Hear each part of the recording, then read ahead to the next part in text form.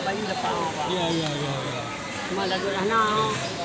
Ya, woi, keluar. Itu kendala pula. Dah you kendala apa? Kendala apa? Nak tas shooting oh. Pem Bayu Pak. Pem Bayu guna. Pem Bayu guna. Kalau guna.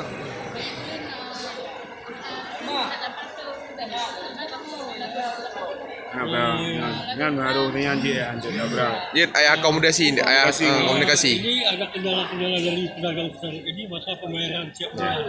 Ini agak berat mereka ini. Nak Mereka penjualan ini masih keluar. meminta supaya tolonglah.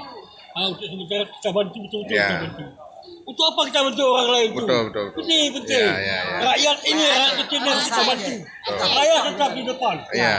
Sejak lama sudah berjuang masa gini. Iya, betul ya, sudah lama berjuang ya. Dari awal dia kata ni macam-macam kan. Ayo pindah.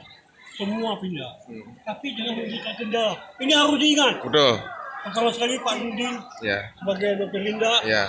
dan nanti Ketua Pasar kita sampaikan Pak Wali. dan kita harus dukung Pak Wali semua. Ya. Ha? Betul. Pak Wali itu tahu Ya. lagi ni. Ya. Semua nanti ayah. Kita masuk nanti.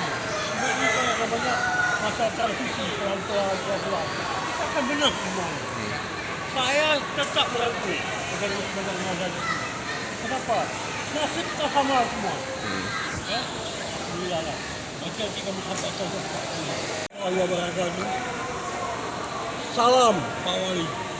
Ayah pula saya bertemu di Pasar Amarah. Alhamdulillah juga kita berjumpa dengan pedagang-pedagang muslim. Mereka ada juga yang kebahagiaan sudah dapat.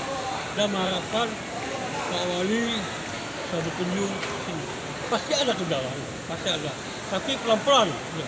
Macam mana kita bersama-sama gitu Pak Wali. Pak Wali is best.